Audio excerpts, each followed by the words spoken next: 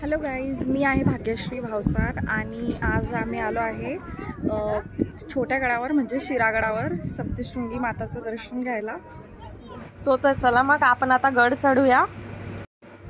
शिरागड हे यावल तालुक्यात येतं आणि जळगावपासून हे 22 किलोमीटर आहे. बाजूलाच तापी नदी होती, तुम्ही बघू शकतात. आणि गडावर 50 पायऱ्या चढून जाव्या लागतात. आम्ही गड चढूया. आम्ही आता गडावर पोहोचलो आहे. तुम्ही देवी बघू शकतात आणि चैत्र महिना असल्यामुळे गडावर गर्दी भरपूर होती.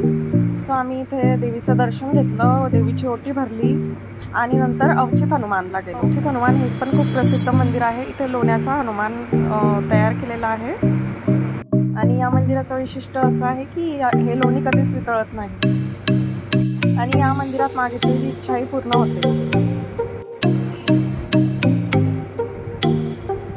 हा होता माझा